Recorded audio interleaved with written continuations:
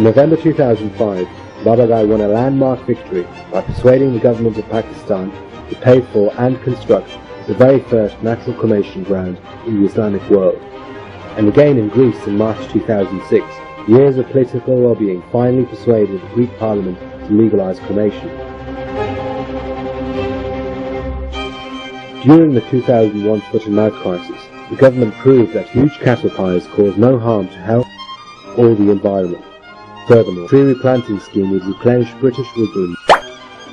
In contrast, only 3 gas cremations consume the same energy as the average car does in a whole year, and by 2010, crematoria will be the single largest source of poisonous airborne mercury.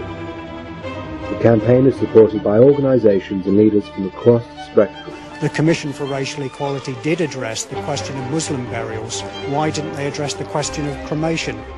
Hindu Pope Shankaracharya Divyananda has supplied a sworn affidavit supporting the case, joining Britain's largest Hindu organisation, the Vatican of Sikh Faith in Amritsar, and many, many more.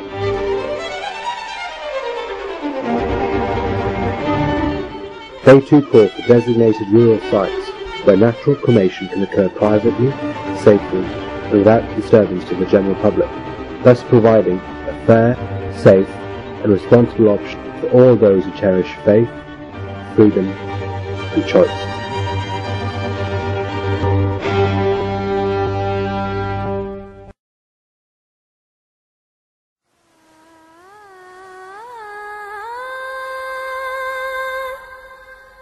At the heart of this historic campaign is an extraordinary human tragedy, illustrating how profoundly the last rites sacrament affects grieving families. On 16th December 2005, a man was screaming for help, drowning in Grand Union Canal, Southall, West London. Passers-by and policemen stood watching the dying man scream and struggle for life.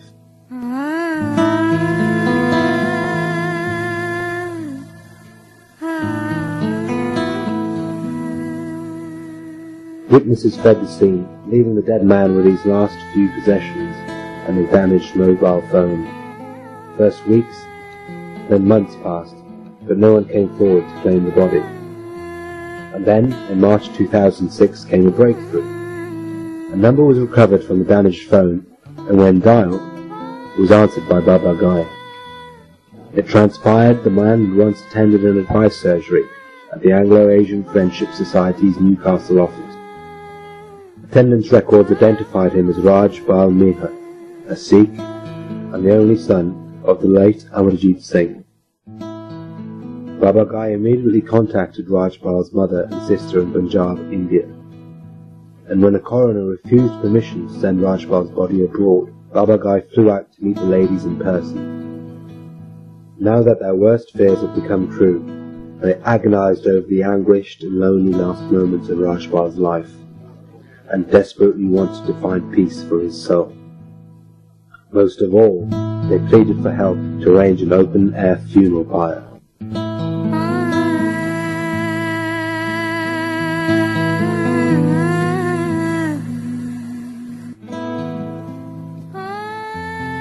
Babagai agreed, and in July 2006, personally lit Rajpal's pyre on private farmland. Northumberland police publicly consented to the funeral. Legal in what they proposed to do, and the funeral plan will be going ahead. But later succumbed to pressure from certain self-appointed community leaders.